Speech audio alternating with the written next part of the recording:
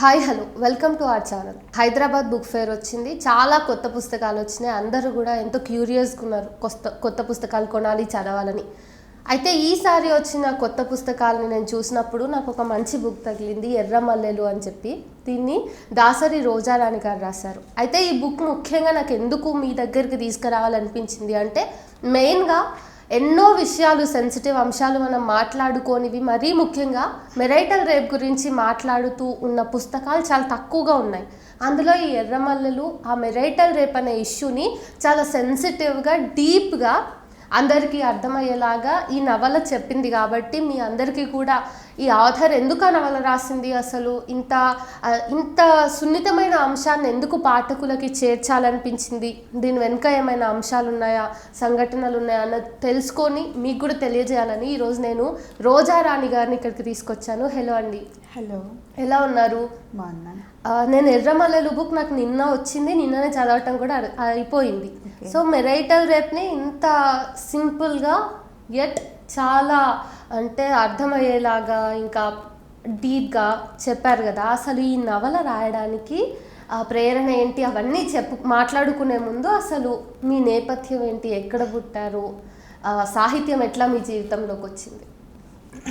నా పేరు రోజారాణి దాసరి. మా పేరెంట్స్, మా నాన్న అంజయ్య దాసరి, పద్మ దాసరి అమ్మ. నాన్న వాళ్ళ అంటే మున్గోడు అనమాట, మాది నల్గొండ మున్గోడు. సో మా డాడీ టీచర్, అమ్మ మల్టీ టాస్కింగ్ అన్నీ చేస్తుంది. అంటే తను స్టిచ్చింగ్ చేస్తుంది, బట్టలు అమ్ముతుంది, అన్నీ చేసేదన్నమాట. సో మా డాడీ టీచర్ కాబట్టి తను ఎక్కడ ఉంటే మాకు అక్కడ ఉండడం అలవాటు అయిపోయింది. సో సర్వేల్లో ఉండేవాళ్ళం. నా స్టడీ అంతా సర్వేల్ అనే ఊర్లో స్టార్ట్ అయింది. సర్వేల్ టు చౌటుప్పల్లో, తర్వాత నల్గొండ, ఇక్కడి వరకు నేను బీటెక్ చదువుకున్నాను. తర్వాత MSW చేస్తున్నాను అనమాట, అది డిస్టెన్స్లో చేస్తున్నాను. అండ్ మా డాడీ టీచర్. అండ్ అంటే చిన్నప్పటి నుంచి పుస్తకాలు బాగా అలవాటు అయిపోయినాయి అనమాట. పుస్తకాలలోనే ఉండడము. బేసిక్గా ఏంటంటే ఆడపిల్లలు అనగానే గాజులు, చెవులు, ఈ కమ్మలు ఇవన్నీ కలెక్ట్ చేయడం ఇష్టం ఉంటుంది. నాకేమో పెన్నులు, స్కెచ్లు అండ్ స్టేషనరీ కలెక్ట్ చేయడం నాకు చాలా ఇష్టం అనమాట. బుక్స్ అవన్నీ అంటే అవి వాటిని నేను ఆస్తిలాగా అంటే ఇన్ని ఉన్నాయి నాకు అనేది అనుకుంటుండేదాన్ని అనమాట. సో అలా ఇంకోటి ఏంటంటే మా అమ్మ రాసేది. మా అమ్మ కథలు రాసేది అనమాట. సో రాసి మాకు వినిపించేది. అండ్ ఏంటంటే కొంచెం బెరుకు ఉంటుంది కదా కొత్తలో రాస్తున్నప్పుడు, ఇదే అంటే అది తన దగ్గర నేను చూసాను. అంటే ఇది చెప్పొచ్చా బయటికి లేదా అనేది ఒక సందేహంతో చెప్పేది, బయటికి ఎప్పుడు రివీల్ చేయలేదు. బట్ రాసేది తను, అది మాత్రం నాకు గుర్తుందనమాట. ఇంకేంటంటే మమ్మల్ని పాటలు పాడడానికి తర్వాత బాగా ఎంకరేజ్ చేసేదన్నమాట. మేము ముగ్గురం, అక్క సుధారాణి, నేను సెకండ్, చెల్లి యువరాణి. ముగ్గురం రాణిలో. సో అక్క లాయర్ అనమాట తను, చెల్లి అసిస్టెంట్ ప్రొఫెసర్గా చేస్తుంది ఇంగ్లీష్ సబ్జెక్ట్. సో నేను రైటర్. సో మీ చెల్లి కూడా రాస్తారని? అవును, తను కూడా రాస్తుంది.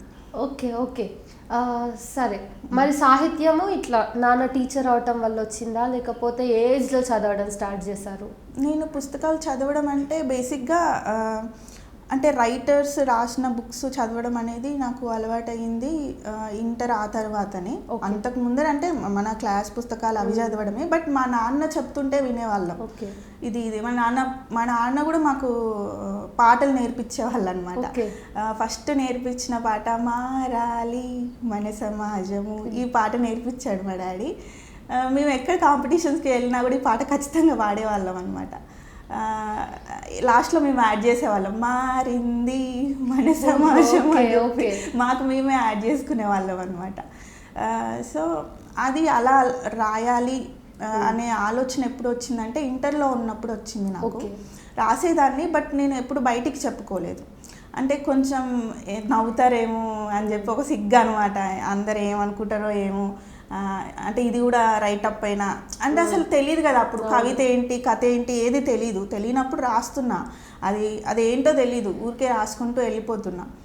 సో ఒకరోజు నేను ఇలా పాట రాసాను అనమాట. రాసి నేనే హమ్ చేసుకుంటున్నప్పుడు మా పేరెంట్స్, అమ్మ నాన్న వచ్చారనమాట. ఏం చేస్తున్నావు ఏంది అని చెప్తే వాళ్ళందరి ముందు అమ్మ నాన్న చెల్లి మేము నలుగురం ఉన్నాము. పాడినా అనమాట అందరి ముందు. ఆ పాట ఏంటంటే మామ మాట్లాడవా నీ మనసులోని మాటేదో చెప్పయ్యవా. అసలు ఇది పాడుతూ ఉంటే అయిపోయేసరికి అందరం కలిసి క్లాప్స్ కొట్టామన్నమాట. బాగా నచ్చింది అందరికి. ఓకే. అలా పాటలు రాయడం ఫస్ట్ పాటనే నేను రాసింది. అంటే అది పాట అని కూడా తెలియదు, ఊరికే రాసి నేనే ట్యూన్ చేసుకొని అలా హమ్ చేసిన అనమాట. సో వాళ్ళు ఓకే నువ్వు రాస్తున్నావు అనేది నాకు అక్కడ కొంచెం అది స్టార్ట్ అయింది. ఓకే నేను రాస్తే వింటారు, ఓకే ఇది రైటింగ్ అంటే కన్సిడర్ చేయొచ్చు అనే అది వచ్చింది. బట్ పూర్తిగా అంటే మాత్రం ఒక 3 ఇయర్స్ నుంచి పూర్తిగా ఇందులోకి అనమాట. అంటే షార్ట్ ఫిలిమ్స్కి రాయడము ఒక 3 ఇయర్స్ నుంచి అనమాట. 3 ఇయర్స్ నుంచి ఇది ఖచ్చితంగా ఒక ఫార్మేషన్లోకి, అంటే ఇది కవిత, ఇది కథ, అంటే నేను ఇంకా నేర్చుకుంటూనే ఉన్నా. ఇది ఖచ్చితంగా నాకు ఆల్రెడీ వచ్చేసిందని నేను అసలు చెప్పట్లేదు. నేను ఇంకా ఇది ప్రొసీజర్ అంతా నేర్చుకునేదే. ఈ నవల రాయడం కూడా అంతే అనుకోండి. ఓకే. ఇది అంటే నేను నేర్చుకునే దాంట్లో చిన్న స్టెప్స్ అనమాట. సో నేను last year voter awareness song ఒకటి రాశాను అనమాట. ఓకే. సో అది రికార్డ్ అయింది, అది వచ్చింది. రంగు రంగు జెండలు వచ్చినాయి మా అన్నలారా అని ఆ సాంగ్ అనమాట. సో అక్కడి నుంచి నాకు ఇంకా కాన్ఫిడెన్స్, అది ఒక ఫార్మేషన్కి, అంటే మనం చిన్నగా అన్నీ కూడబెడుతున్నాము. అవును. అది ఒక ఫామ్లోకి వచ్చిన తర్వాత మనకి ఇంకా కాన్ఫిడెన్స్ వస్తుంటుంది అనమాట. ఆ కాన్ఫిడెన్స్ నాకు ఆ పాట ఇచ్చింది. ఓకే నేను రాసిన దాన్ని ఇలా చేయొచ్చు, ఏదైనా జరగచ్చు అని చెప్పి. తర్వాత నేను ఆల్ ఇండియా రేడియోకి డ్రామాస్ రాయడం స్టార్ట్ చేశాను. ఇప్పటి వరకు ఒక 6 డ్రామాలు ప్లే అయ్యాయి. సో నెక్స్ట్ ఇంకో డ్రామా కూడా ఉంది, లైన్లో ఉంది. సో ఇవన్నీ నాకు చాలా కాన్ఫిడెన్స్ ఇస్తాయి అన్నమాట. అంటే మనం రాసింది అలా దాచిపెట్టుకోవడం ఒకటి, అంటే అప్పటికి తెలియదు మనకు అది ఏంటి అని చెప్పి.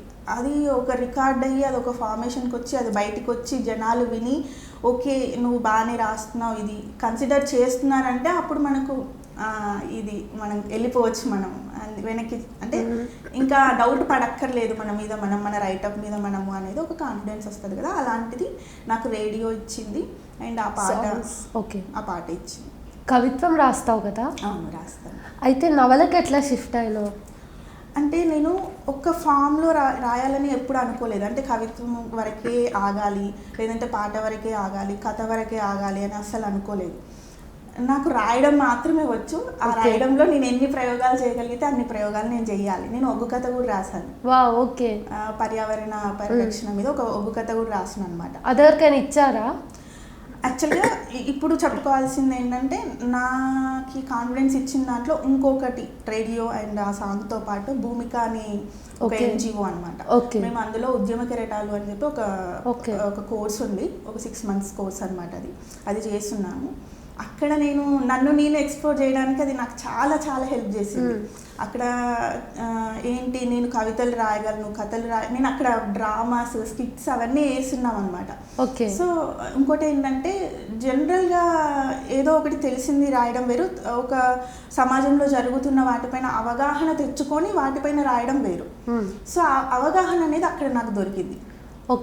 చాలా, అంటే మాన్యువల్ స్కావెంజింగ్ పైన, సెక్స్ వర్కర్స్ పైన, తర్వాత జెండర్ పైన, అసలు జెండర్ అంటే ఏంటి, జెండర్ పైన చాలా అక్కడ నేర్చుకున్న తర్వాత నేను పిల్లలకి క్లాసెస్ కూడా చెప్పడం జరిగింది అన్నమాట. సో ఇంకా ఎక్కువ కాన్ఫిడెన్స్ ఇచ్చింది నాకు భూమిక అండ్ ఉద్యమ కెరటాలు. సో అక్కడి నుంచి ఇంకా నేను రాయడం, అంటే నేనేమంటున్నా అంటే ఒక ఫార్మేషన్కి నేను ఎప్పుడు స్టిక్ ఆన్ అయ్యి ఉండలేదు అనమాట. నేను అన్నీ రాస్తాను, బట్ అదేంటి అంటే బాగుంటుందా ఉండదా అనేది మనం జనాల్లోకి వెళ్తే వాళ్ళు చెప్తారు కదా. సో అంటే నవల ఎందుకు షిఫ్ట్ అయినానంటే షిఫ్టింగ్ అనేది లేదనమాట. నేను అన్నీ రాద్దామనే అనుకున్నాను. అంటే నేను చెప్పేది ఏంటంటే రైటింగ్ మాత్రమే, నేను రాయడం మాత్రమే వచ్చి నాకు ఓకే. అయితే ఎర్రమల్లెలు అనే పుస్తకం నేను చదివాను కాబట్టి అందులో మెయిన్గా మెరైటల్ రేప్ గురించి ఉంది. మన ఇండియాలో అదొక పెద్ద ట్యాబు ఏంటంటే మెరైటల్ రేప్ని అసలు రేప్గా కన్సిడర్ కూడా చేయరు, భర్త కాబట్టి భరించాల్సిందే. అసలు ఇట్లాంటి వస్తువు మీద మీది ఇది ఫస్ట్ బుక్ కూడా కదా, సో ఫస్ట్ బుక్ మీద ఒక అమ్మాయి ఇట్లాంటి సాహిత్యాన్ని తెస్తే ఈవెన్ మన తెలుగు సాహిత్యంలో కూడా చాలామంది తీసుకోలేరు ఇవి ఎంత అభ్యుదయంగా కనిపించినా. మరి ఈ అంటే మెరైటల్ రేప్నే కథా వస్తువుగా నవలా వస్తువుగా ఎందుకు తీసుకున్నారు? ఎందుకు అంటే నేను చూసిన అంటే నా చుట్టూ ఉన్న జనాలు నేను చాలా వరకు గమనించింది.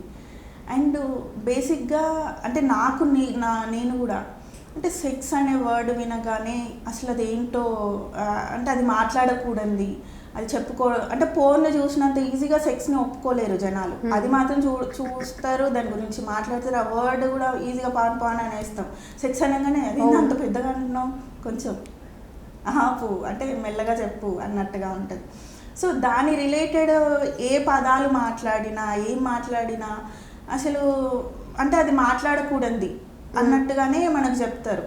సో పెళ్ళికి ముందు అవన్నీ మాట్లాడకుండా పెళ్ళవ్వగానే అవన్నీ మ్యాజిక్ లాగా మనలో వచ్చేసేయాలని అనుకుంటారు.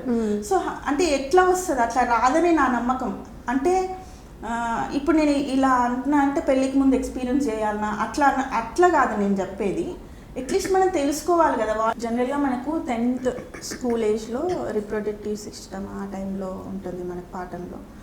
బట్ అప్పుడు ఏంటంటే మాకు ఎప్పుడు కలిసి నేను విన్నంత వరకు అబ్బాయిల్ని అమ్మాయిల్ని ఒక చోట కూర్చోబెట్టి చెప్పింది లేదు.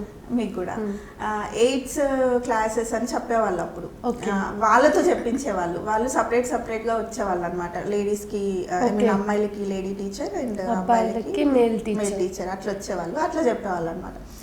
అంటే నాకు అనిపిస్తుంది ఏంటంటే అప్పుడే జడ్జి అంటే అప్పుడే మనకు చెప్పేస్తున్నారు. అంటే ఇది అబ్బాయిలు వినకూడదు, ఇది అమ్మాయిలు వినకూడదు, అందుకే సపరేట్గా చెప్తున్నారు. అందుకే మనం అంటే వాళ్ళ దాని గురించి మనం తెలుసుకోకూడదు, మన దాని గురించి వాళ్ళు తెలుసుకోకూడదు అని అంటే స్టేట్మెంట్ ఇస్తున్నారా లేకపోతే ఏంటో తెలీదు, అలా జరిగేదన్నమాట. సో అప్పుడు ఏంటంటే మనం మాట్లాడకూడదు, అది తెలుసుకోకూడదు, మన ప్రాబ్లమ్స్ వాళ్ళకి చెప్పుకోకూడదు, వాళ్ళ ప్రాబ్లమ్స్ మనకు చెప్పుకోకూడదు అని చెప్పి అప్పటి నుంచి అలవాటు చేస్తున్నారు మనకు. సో ఇంకోటి ఏంటంటే మనకు అందులో ఉండే పార్ట్స్ ఏంటి, అవి ఏంటి, I mean only reproductive system అనగానే పిల్లల్ని కనడానికే కాదు, అసలు ఆ పార్ట్స్ అనేవి ఎందుకు యూజ్ అవుతాయి. యూజ్ మీన్స్ అంటే ఇప్పుడు సెక్స్ డ్యూరింగ్ ద సెక్స్ మనము హ్యాపీ ఫీల్ అవ్వాలంటే ఏంటి అసలు అవన్నీ ఉంటాయి కదా, అవి ఏమి మనకు తెలీదు. అంటే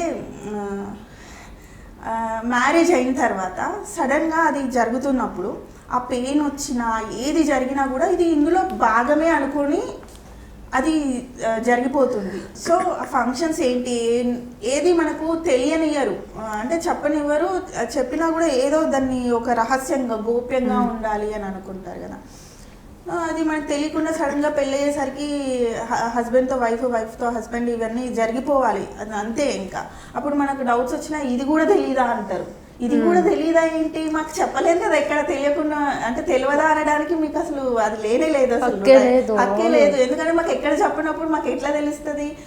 అంటే అప్పట్లో ఫోన్ ఐ మీన్ ఇప్పుడెప్పుడో ఫోన్లు వచ్చినాయి, అందులో ఏదో చూస్తున్నారేమో తెలీదు, అది కరెక్టా రాంగా అనేది కూడా తెలియదు కదా మనకు. సో నేనేమంటున్నా అంటే మన పేరెంట్స్కి అంటే వాళ్ళు కూడా ఫేస్ చేస్తుంటారు సేమ్ ఇదే, వాళ్ళకి తెలుసు అని అంటలేను.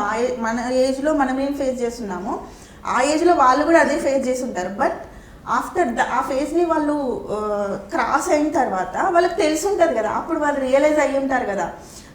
అంటే మనం అనుకుంటాం కదా మనం 10th క్లాస్లో ఇలా చేసేది ఉండే, ఇంటర్లో అదే చదివేది ఉండే అనేది మనకు కొంచెం ముందుకు పెరుగుతున్న కొద్దీ మనకు అనిపిస్తుంది కదా. సో వాళ్ళకు కూడా తెలిసి ఉంటుంది అప్పటికి. అంటే నేను ఇలా వైఫ్తో నేను ఇలా ఉండేది ఉండే, హస్బెండ్తో నేను ఇలా ఉండేది ఉండే అనేది అవుతారు కదా. అప్పుడు మనకు చెప్పొచ్చు కదా ఆ విషయాలన్నీ అని నాకు అనిపిస్తుంది అనమాట. సో అవి చెప్పకుండా దాచిపెట్టి మనకు పెళ్ళి చేసిన తర్వాత సో ఆటోమేటిక్గా అవి తెలిసిపోవాలి అంతే. ఇంకా ఏమంటారు డిఫాల్ట్గా మనకి ఏదో కోడింగ్ లాగా పెళ్ళవ్వగానే రాసి ఉంటుంది, అది యాక్టివేట్ కావాలి అని అనుకుంటారు. బట్ అది అలా అవ్వదు.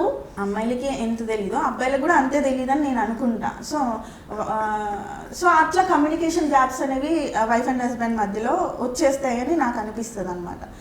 సో వచ్చినప్పుడు ఏంటంటే జనరల్గా అబ్బాయి ఈ విషయాలు బయటికి చెప్పరు, దాదాపు చెప్పరు. ఒకవేళ అమ్మాయి చెప్పింది అనుకో, పేరెంట్స్కి చెప్తుంది, అమ్మకి చెప్తుంది, లేదంటే అక్కకి చెప్తుంది.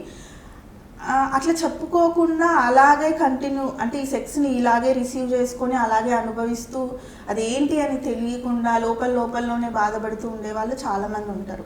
ఇన్ కేస్ పేరెంట్స్కి చెప్పింది అనుకుందాం, అమ్మకి చెప్పింది అనుకుందాం, అమ్మకో అక్కకో ఎవరికి, అక్కకి ఆల్రెడీ మన ఉంటుంది కాబట్టి, అంటే ఆల్రెడీ మనకంటే ముందు పెళ్ళయి ఉంటుంది కాబట్టి తను కూడా ఎక్స్పీరియన్స్ చేసి ఉంటుంది. తను ఏం చెప్తుంది, ఇది ఇంతే ఉంటుంది, ఇది ఇంట్లే అని అంటుంది. అమ్మ అంతే అంటుంది, ఓపిక అంటే బేసిక్ డైలాగ్స్, ఓపిక పట్టాలమ్మా, ఇంతే ఉంటుందమ్మా, లేదంటే ఇంకోటి, ఇది కూడా తెలీదా, ఇంత దానికే నువ్వు కంప్లైంట్ చేయాల్సిన అవసరం ఏముంది, మగవాళ్ళంటే ఇంతే ఉంటారు. ఎందుకు ఉంటారు? మగవాళ్ళంటే ఇంతే ఉండరు. వాళ్ళకు కూడా తెలుస్తుంది. మేబీ మనం హర్ట్ అవుతున్నామన్న సంగతి వాళ్ళకి మనం మంచిగా వాళ్ళకి చెప్పలేకపోతున్నామేమో, లేదంటే వాళ్ళకి అర్థమయ్యే రీతిలో మనం చెప్పలేకపోతున్నామేమో, అందుకనే అలా జరుగుతుందేమో. మగవాళ్ళందరూ అంతే ఉండరు, ఎందుకంటే వాళ్ళు కూడా అర్థం చేసుకుంటారు. అంటే ఇప్పుడు మనం నాన్నలు బిడ్డల్ని అర్థం చేసుకున్నట్టుగా అంటే హస్బెండ్స్ వైఫ్ని అర్థం చేసుకోరు. ఎందుకు చేసుకోరు? అది సేమ్ మేల్ అండ్ ఫీమేల్ రిలేషన్షిప్పే, ఇది కూడా మేల్ అండ్ ఫీమేల్ రిలేషన్షిప్పే కదా. సో అర్థం అవుతుంది, బట్ వాళ్ళకు కూడా తెలియదు కదా. ఎడ్యుకేషన్ అనేది ఇద్దరికీ లేదు. అవును, సెక్స్ ఎడ్యుకేషన్ అనేది ఇద్దరికీ లేదు. ఇద్దరికీ లేనప్పుడు ఇద్దరికీ అర్థం అవ్వదు. సో అలా కాకపోతే అబ్బాయిలు అనేది జనరల్గా మనది పురుషాధిక్య సమాజం కాబట్టి ఎలా ఉంటుందంటే, వాళ్ళు ఒకవేళ అన్నా కూడా మనం ఓపిక పట్టాల్సి ఉంటుంది అని ఒక అది ఉంటుంది కాబట్టి మనం చెప్పలేము. అండ్ ఇంకోటి అంటే, ఏదైనా ఇష్యూ జరిగినా, ఏదైనా ప్రాబ్లం వచ్చినా అమ్మాయిలకి వస్తుంది అని చెప్పడానికి ఈజీ ఉంటుంది బయటికి, అబ్బాయిల సైడ్ ఉంది అని చెప్పడానికి చాలా కష్టం. అంటే అదొక పరువు లాగా భావిస్తుంటారు. మగవాళ్ళే కాదు, మన ఆడవాళ్ళు, ఇప్పుడు వైఫ్ అండ్ హస్బెండ్ ఉన్నారనుకో, వైఫ్ వాళ్ళ అమ్మ నాన్న కూడా అల్లుడికి ఏదైనా ఉంది అని చెప్పడానికి చాలా ఇబ్బంది పడుతుంటారు అనమాట. సో అవన్నీ అమ్మాయి మీద పడిపోతున్నాయేమో నాకు అనిపిస్తుంది. మేబీ వాళ్ళు కూడా ఆలోచిస్తుండొచ్చు, అంటే వాళ్ళకి లోపల ఉండొచ్చు, అరే నేనెందుకు నా వైఫ్ని ఎందుకు ఇలా బ్లేమ్ చేయాలి అని చెప్పి. బట్ వాళ్ళు బయటికి చెప్పుకోలేరు. అంటే మన సొసైటీ అనేది వాళ్ళని అట్లా మోల్డ్ చేసి ఉంచింది. వాళ్ళకి అంటే వాళ్ళు మనల్ని డామినేట్ చేస్తున్నారని నేను అనను, మన సొసైటీ వాళ్ళని అట్లా మోల్డ్ చేసింది అంటాను నేను. ఓకే, అంటే నాకు ఎప్పుడు అనిపిస్తుంది అంటే, మనుషుల్ని ఎవరిని మనము తప్పు పట్టకూడదు, పరిస్థితుల్ని తప్పు పట్టవచ్చు. ఎందుకంటే ఆ పరిస్థితుల్లో వాళ్ళు ఉన్నారు కాబట్టి వాళ్ళు అట్లా బిహేవ్ చేయాల్సి వస్తుంది. కానీ బేసిక్గా మనుషులందరూ మంచోళ్ళే అనిపిస్తుంది నాకు, మగైనా ఆడైనా అందరూ మంచోళ్ళే. బట్ వాళ్ళ పరిస్థితులను బట్టి ఏవి బయటికి చెప్పొచ్చు, ఏవి బయటికి చెప్పకూడదు అనేది మనల్ని మోల్డ్ చేసి పెట్టింది కాబట్టి అంతవరకే బయటికి వస్తుంది అనిపిస్తుంది. సో ఈ ఏదైతే ఉందో ఇది మెరైటల్ రేప్ అని అనాలా వద్దా అనేది కూడా నాకు ఒక క్వశ్చన్. ఇప్పుడు రేప్ అంటే, బేసిక్గా రేప్ అంటే ఏంటి అంటే, బలవంతంగా సెక్స్ జరిగితే, అంటే అమ్మాయికి ఇష్టం, అమ్మాయికి కానీ అబ్బాయికి కానీ ఇద్దరికి ఇష్టం లేనప్పుడు మనం అనుకుంటాం ఓన్లీ అమ్మాయిలకే రేప్ అని చెప్పి. అబ్బాయిలకు కూడా ఇష్టం ఉండదు, ఒకసారి వాళ్ళు కూడా ఆ అమ్మాయిలు బలవంతం పెట్టొచ్చు. అవి బయట అసలు ఇది ఇంకా బయటికి చెప్పుకోలేనిది తెలుసా. అమ్మాయిలు మనం అనుకుంటున్నాం మెరైటల్ రేప్ అనేది అమ్మాయిలకు జరుగుతుంది అనేది చెప్పుకోలేకపోతున్నామని, అబ్బాయిలకు కూడా జరగొచ్చేమో, వాళ్ళు అసలు చెప్పుకోలేరేమో. అసలు అది అట్లా మౌల్డ్ చేసి పెట్టింది కదా. అసలు అబ్బాయిలకు చెప్తే ఎవరైనా యాక్సెప్ట్ చేస్తారా? అసలు అప్పుడు ఏమంటారు అంటే, నువ్వు మొగోడి కాదేమో అంటారు. అది అసలు అది కాదు కదా. వాళ్ళకు కూడా ఫీలింగ్స్ ఉంటాయి కదా, వాళ్ళకు కూడా ఇప్పుడు అమ్మాయిలకి ఎట్లా అయితే ఇది జరుగుతున్నప్పుడు నాకు ఫీలింగ్స్ లేనప్పుడు నువ్వు ఎందుకు వస్తున్నావు అది ఇది అని అంటాము, సేమ్ అబ్బాయిలకు కూడా అంతే ఉంటుంది కదా. ఎందుకు మనం అది ఇది డిఫరెన్స్ ఎందుకు చేయాలి అని నాకు అనిపిస్తుంది. అండ్ మెరైటల్ రేప్ అనే వర్డ్ ఎందుకు అంటే, నేను ఖచ్చితంగా దీన్ని మెరైటల్ రేప్ అనాలా వద్దా అనేది నాకు, అందుకే నేను బుక్లో లాస్ట్లో కూడా నేను అన్ని క్వశ్చన్సే వేసాను.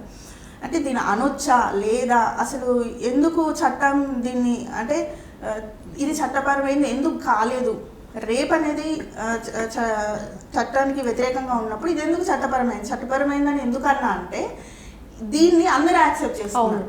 అంటే పేరెంట్స్ యాక్సెప్ట్ చేస్తున్నారు, తర్వాత అత్తమామ ఎవరైనా ఉంటే వాళ్ళు యాక్సెప్ట్ చేస్తున్నారు. అంటే అది నార్మలైజ్ చేసేస్తున్నారు దాన్ని, అలాంటి సెక్స్ని నార్మలైజ్ చేసేస్తున్నారు. అది కాదు కదా.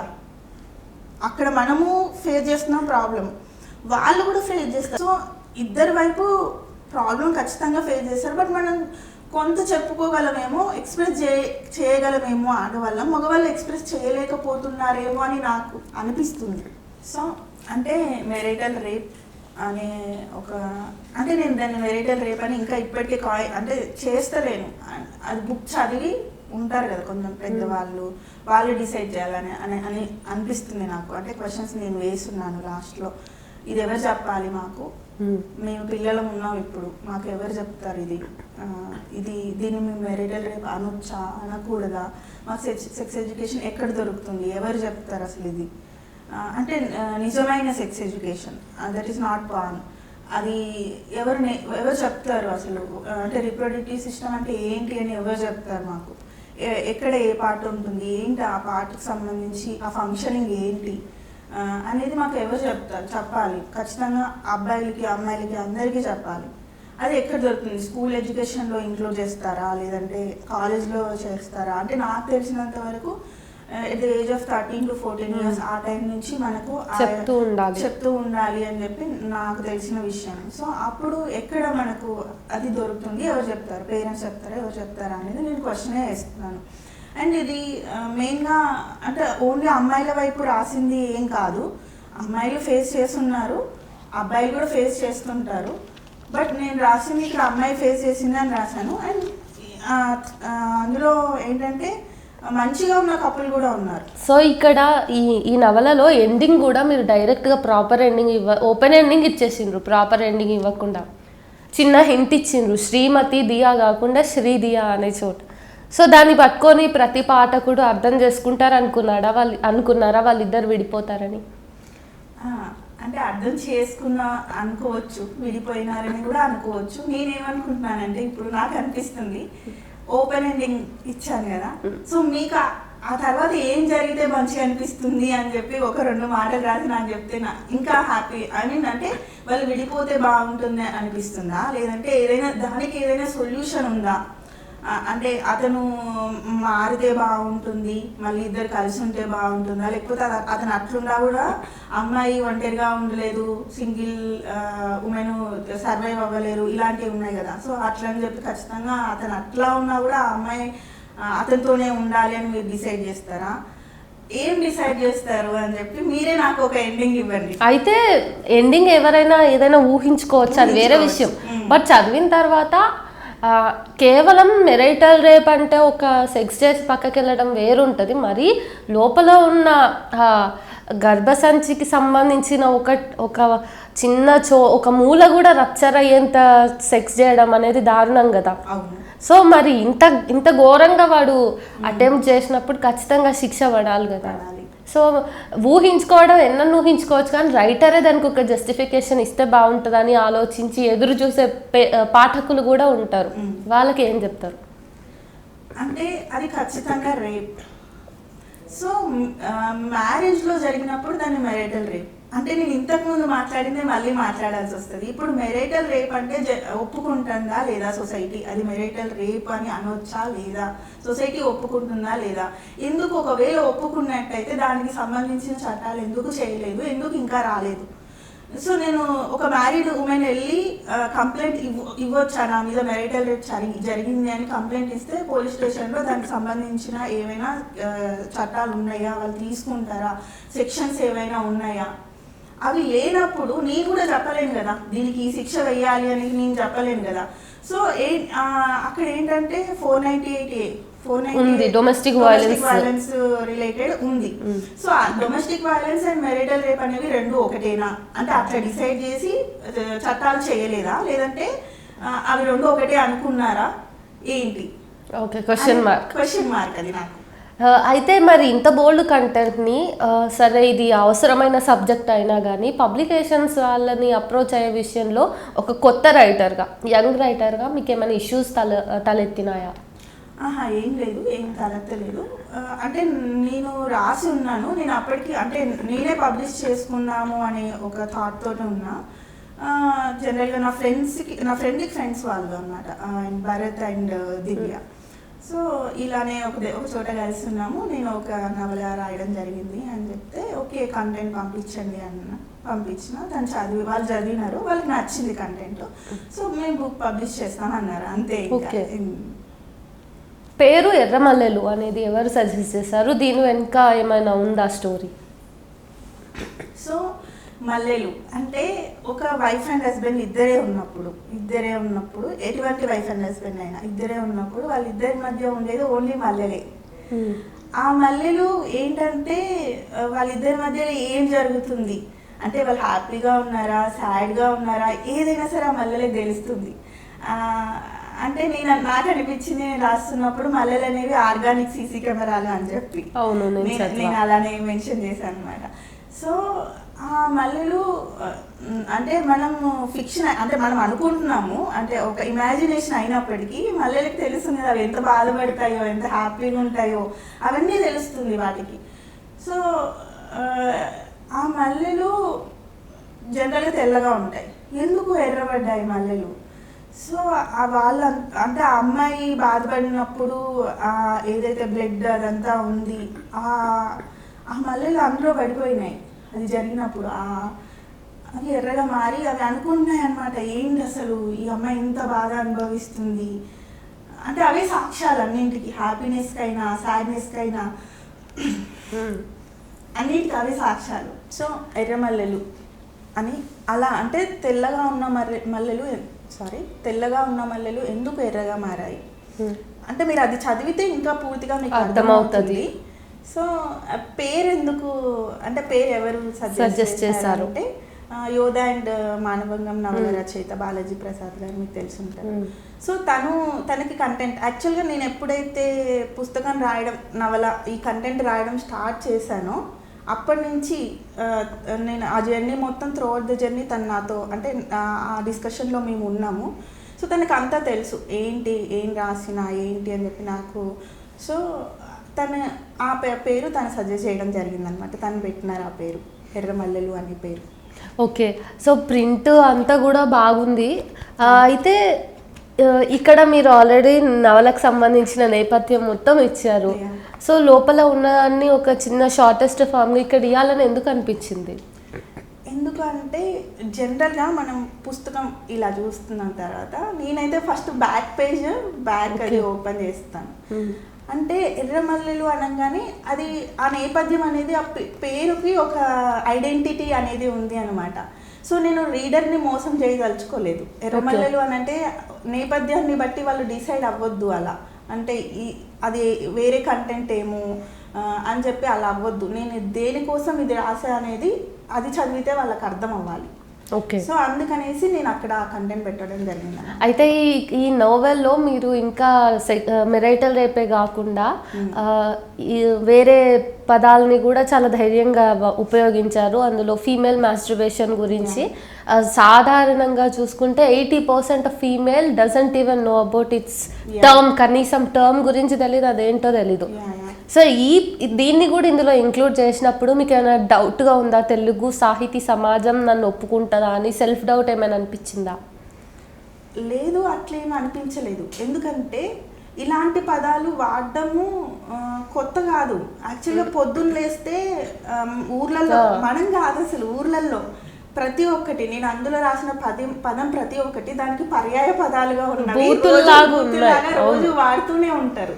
సో నేను వాటిని ఇట్లా రాసిన, నాకు ఇంకేమనిపించిందంటే వాటిని ఇంకా సరళంగా ఎట్లా వాడచ్చు అనేది నేను చాలా రీసెర్చ్ చేసిన. యాక్చువల్గా నాకు ఏవి దొరకలేదు. నాకు దొరికినంత వరకు నాకు ఓకే ఇది వాడచ్చు అన్న, అంటే బేసిక్గా అన్నీ వాడచ్చు. ఎందుకంటే మాట్లాడుకుంటున్నారు కదా పొద్దున్న లేస్తే అందరూ, ఆ బూతులు మాట్లాడుకున్నప్పుడు లేనిది ఎందుకు ఇక్కడ ప్రస్తావిస్తే ప్రాబ్లం ఏముంది అంటే మనకు తెలియాలనే కదా, అవన్నీ తెలియాలనే కదా. అందుకే నేను మాట్లాడి నాకేం డౌట్ రాలేదు. అంటే నాకు నేను సజెషన్స్ తీసుకోవడానికి చాలా రెడీగా ఉన్నా. లేదమ్మా ఈ పదానికి ఈ పదం రాస్తే బాగుండేది అని చెప్తే నేను యాక్సెప్ట్ చేయడానికి రెడీగా ఉన్నా. ఒకవేళ ఎవరైనా చెప్పదలుచుకుంటే ఐ కెన్ యాక్సెప్ట్. అయితే ఇప్పటివరకు బుక్ చదివిన వాళ్ళలో ఎవరైనా మీకు ఏమైనా చెప్పిండ్రా? అంటే ఎలా ఏ రకంగానైనా మీకు ఏ రెస్పాన్స్ వచ్చింది? ఒక అంటే గుర్తుపెట్టుకోవాల్సిన రెస్పాన్స్ ఇది అనిపించింది ఏమైనా ఉందా? సో నేను బుక్ రాసిన తర్వాత డ్రాఫ్ట్ ఒకటి రాసిన తర్వాత ఒక 5 to 6 మెంబర్స్కి పంపించాను. అందులో మా మామయ్య ఉంటారనమాట, భాస్కర్ వాళ్ళ మళ్ళా అని చెప్పి, తను టీచర్, తనకి పంపించాను. తర్వాత ఉప్పుల లింగయ్య గారు అని ఉంటారు, తను కూడా రైటర్, తనకి కూడా పంపించాను. తర్వాత రోజా అని నా ఫ్రెండ్ ఉంటుంది, తనకి పంపించాను. హనుమంతరావు అని ఒక అంకుల్ ఉంటారు, తనకి పంపించాను. ఇంకా ఇలా 5 మెంబర్స్కి, ఎవరైనా పేరు మర్చిపోతే సారీ, పంపించిన. కొంతమందికి పంపించిన, వాళ్ళు చదివినారనమాట. అందరూ బాగుంది. కొంతమంది ఏం చెప్తున్నారంటే కొంచెం మీరు అన్నట్టుగానే బోల్డ్గా వాడినవమ్మా. నేను తప్ప అనట్లేదు, అదే తప్పుగా అనలేదు మీరు, బట్ వాడినావు కదా ఏమైనా అదే దాంతో వాళ్ళు కూడా చెప్పడం జరిగింది. అంటే యాక్సెప్ట్ చెయ్యాలి, మరి చాలామంది నేను అంటారంటే ఓకే నేను యాక్సెప్ట్ చేస్తా, నేను చెప్తున్నా కదా సజెషన్స్ ఇస్తా కూడా నేను యాక్సెప్ట్ చేస్తాను. ఎందుకు ఇట్లా రాసినావు అని అంటే నా దగ్గర ఆన్సర్ ఉంది, ఆల్రెడీ వాడుతున్నారు అవన్నీ పదాలన్నీ, నేనేం కొత్తగా ఏమీ లేదు. సో అందరూ అంటే వాళ్ళైతే పాజిటివ్ రెస్పాన్స్ ఇచ్చినారు, అంటే వాళ్ళు ఇచ్చిన బలమే నాకు, అంటే నేను ముందుకు పోవచ్చు, ఓకే దీన్ని నవలగా తీసుకురావచ్చు అనేది ఈ చదివిన వాళ్ళందరూ నాకు ఇచ్చినారు. కొన్ని యాక్చువల్గా ఒక పేరు గణేష్ అని, తను కూడా నాకు మామయ్య అవుతారు, అంటే నాకంటే చిన్న బట్ వయసుకి మామయ్య అవుతారు, తను కూడా చదివినాడు. సో వీళ్ళందరూ నాకు వెళ్ళొచ్చు, యూ కెన్ గో ఫార్వర్డ్ అని చెప్పి వాళ్ళు నాకు చెప్పినారనమాట. అలా అయితే పుస్తకాన్ని మీరు మీ అమ్మమ్మకి ఇంకా అమ్మ నాన్నలకి అంకితం చేశారు కదా, వాళ్ళు ఈ పుస్తకాన్ని చదివారా? అమ్మ నాన్న ఇంకా చదవలేదు, కానీ ఖచ్చితంగా చదివిపిస్తా. అమ్మమ్మకి చదవడం స్టోరీ మీరు నెరేట్ చేస్తారు ఖచ్చితంగా. అండ్ ఇక్కడ ఒకటి చెప్పాలి, అమ్మమ్మకి ఎందుకు అంకితం ఇచ్చాను అని చెప్పి.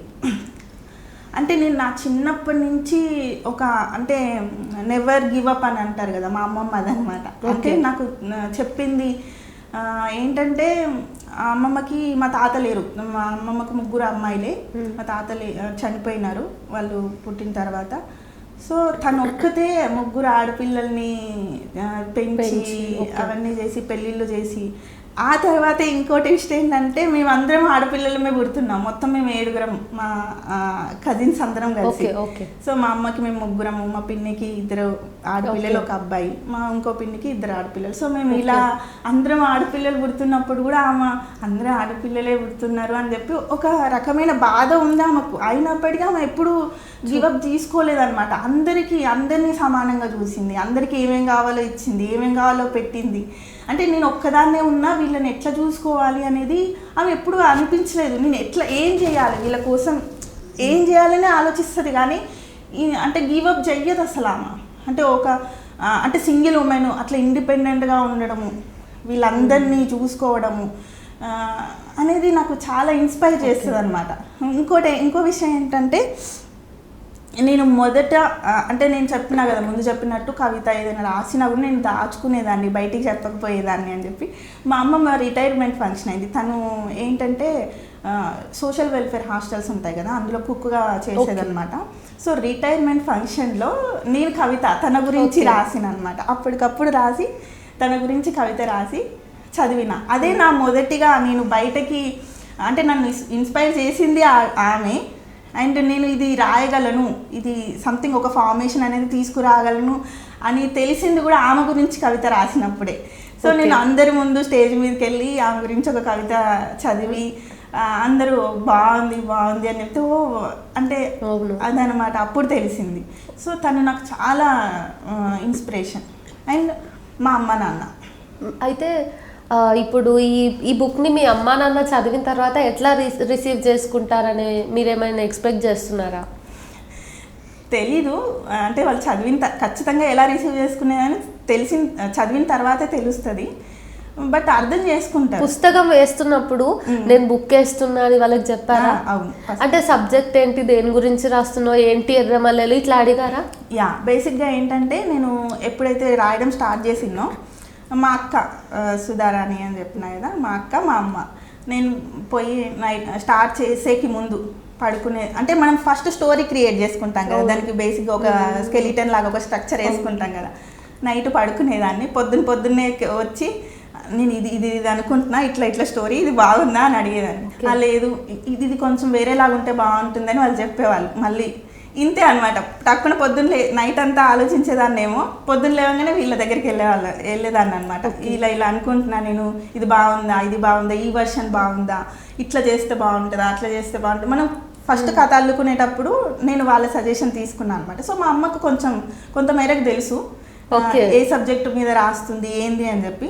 మా డాడీకి ఇంకా తెలీదు, తను చదివిన తర్వాత ఏమంటారో చూడాలి. సో అదనమాట. మీకు ఇష్టమైన పుస్తకం? నేను ఇప్పటివరకు చదివిన దాంట్లో నాకు ఓల్గా గారిది విముక్త పుస్తకం చాలా బాగా నచ్చింది. అసలు అంటే ఇప్పుడు వాళ్ళు ఉన్నారు కదా, సీత అండ్ వీళ్ళందరూ, ఒకవేళ వాళ్ళని ఒకరిని కలుసుకుంటే వాళ్ళు ఎట్లా మాట్లాడుకుంటారు, శూర్పణఖ, సీత అండ్ వాళ్ళు, అది ఉంటుంది అనమాట. ఆ కంటెంట్ నాకు చాలా బాగా నచ్చింది. అసలు అందులో రాముడి గురించి కూడా ఓల్గా గారు చెప్తారనమాట. నేను ఇంతకుముందు అన్నట్టు, అంటే మగవాళ్ళు కూడా అది ఫేస్ చేస్తారు, వాళ్ళు బయటికి చెప్పుకోలేరు. అక్కడ రాముడు కూడా అంతే అనమాట, తను చెప్పుకోలేడు అసలు. సో నాకు ఆ పుస్తకం నాకు చాలా నచ్చింది. నేను చదివిన చాలా పుస్తకాలు నాకు నచ్చినాయి. నేను చలంగారి పుస్తకాలు చదివిన, ఓల్గా గారిది ఆ పుస్తకం చదివిన, అండ్ ఎర్రమల్లెలు పుస్తకం రాయడానికి మెయిన్గా మానభంగం పుస్తకం నాకు స్ఫూర్తినిచ్చింది అనమాట. అది చదివినప్పుడు, అంటే అంత బోల్డ్ అంటున్నారు కదా, నాకు తెలియదు అది బోల్డా లేదా, నేనేమి అనట్లేను. సో ఆ టైప్ ఆఫ్ కంటెంట్ రాయడానికి నాకు ఇన్స్పైర్ చేసింది. అంటే నువ్వు రాయొచ్చు, ఏం కాదు, జనాలు తీసుకుంటారు, చదువుతారు. అంటే నేనైతే రీడర్స్ కోసమే, అంటే ఈ సమస్య ఎవరైతే ఫేస్ చేస్తున్నారో వాళ్ళని రీచ్ కావాలని నేను అనుకుంటున్నా. వాళ్ళని రీచ్ అట్లీస్ట్ ఎవరికి వాళ్ళు అంటే అనుకుంటున్నారు కదా, అంటే నేను ఇందులోనే ఉన్నా, ఇది సంథింగ్, అంటే ఇదేం రెగ్యులర్గా జరిగేది కాదు, నేను యాక్సెప్ట్ చేయొద్దు, ఇది నార్మల్ కాదు అనేది తెలుసుకోవాలి. అయితే దీనికి ప్రేరణ ఎవరు? చుట్టూ ఉన్న సమాజమే. సో చాలా మంది స్టోరీస్ విని రాశారు. సో ఇది ఫిక్షన్ కాదు, బేసిక్ గా ఫిక్షన్ కాదు, బట్ అంటే నేను కథ అల్లుకున్నాను, ఆ కథకి వాస్తవికతను యాడ్ చేశాను. సో ఇష్యూ అనే చుట్టూ ఉన్నదంతా సీన్స్ ఫిక్షన్ ఏమో కానీ స్టోరీ అయితే రియల్. సో మరీ ముఖ్యంగా ఇది రాస్తున్నప్పుడు ఎక్కడైనా మీరు ఏడ్చిన సందర్భాలు ఉన్నాయా? చాలా. సో ఇది రాస్తున్నప్పుడు మీరు ఏడ్చారు. అయితే ఇందులో దియా అనే ప్రొటాగనిస్ట్ పక్కన పెడితే తారా గురించి, అసలు తారా క్యారెక్టరైజేషన్ అంత న్యాచురల్గా ఉండడానికి మీకు ఎవరైనా రియల్ లైఫ్ క్యారెక్టర్ ఇన్స్పిరేషనా? అంటే రియల్ లైఫ్ క్యారెక్టర్ ఏమి ఇన్స్పిరేషన్ ఏం లేదు, నేను దాన్ని అది కల్పితమే పాత్ర. ఓకే, కల్పిత పాత్రని. బట్ ఏంటంటే ఒక సిస్టర్హుడ్ అనేది ఇద్దరి మధ్యలో ఒక, అంటే ఆడదానికి ఆడది శత్రువు అంటారు కదా, అసలు కాదు అది.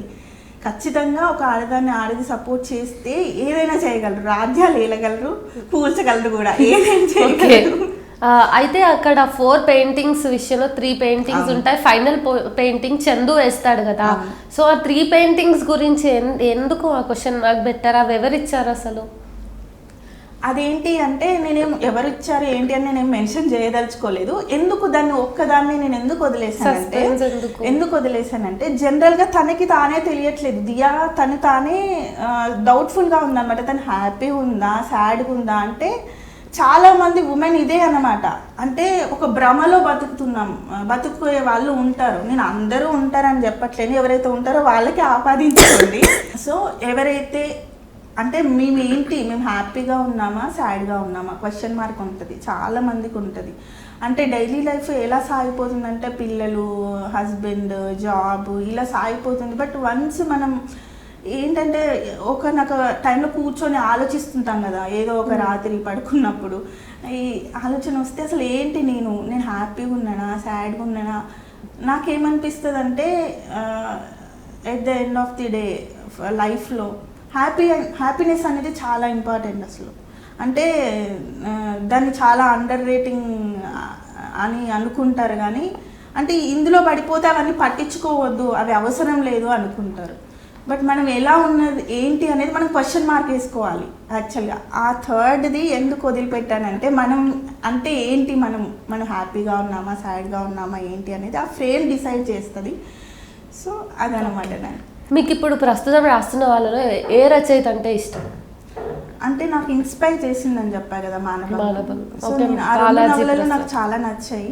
సో నాకు బాలాజీ ప్రసాద్. ఓకే, ఈ పుస్తకం తెచ్చే ప్రాసెస్లో మీరు దీని కవర్ పేజ్ డిజైనర్స్కి కానీ లేకపోతే పబ్లిషర్స్కి కానీ ఏమైనా చెప్పాలనుకుంటున్నారా? యా, అంటే ఇప్పుడు మనం పుస్తకం రాస్తాము, సో అది బయటికి రావడానికి చాలామంది ఏమంటారు హెల్ప్ చేస్తారు మనకు. సో నేను ఈ కంటెంట్ రాసినప్పటి నుంచి నాకు హెల్ప్ చేసిన వాళ్ళ గురించి నేను మాట్లాడతాను ఖచ్చితంగా. Doctor Ruth John. ఓకే. తను నేను ఏంటంటే ఏది రాసినా సరే, నవల కానీ డ్రామా కానీ ఏది రాసినా సరే దానికి సంబంధించిన వాళ్ళతో ఖచ్చితంగా మాట్లాడతాను. ఓకే. ఇప్పుడు అందులో డాక్టర్ ఉన్నారు, పోలీస్ ఉన్నారు, తర్వాత జనరల్గా అందరు ఉన్నారు, బోర్వెల్స్ గురించి కూడా ఉంది. సో నేను doctor related and gender related అవన్నీ రూత్తో మాట్లాడాను. తర్వాత పోలీస్ ఇవన్నీ వీటికి సంబంధించి అంటే ఆ కేసు ఎలా పెడతారు, వాళ్ళు వచ్చినప్పుడు ఎలా రిసీవ్ చేసుకుంటారు, ఎట్లా ఉంటుంది అని చెప్పి యోగేష్ అని నా ఫ్రెండ్ ఉన్నారు, తనతో మాట్లాడినాను. తర్వాత లాయర్ ఇది ఏదైతే ఉందో మా అక్క లాయర్ కాబట్టి తనతోనే మాట్లాడినా.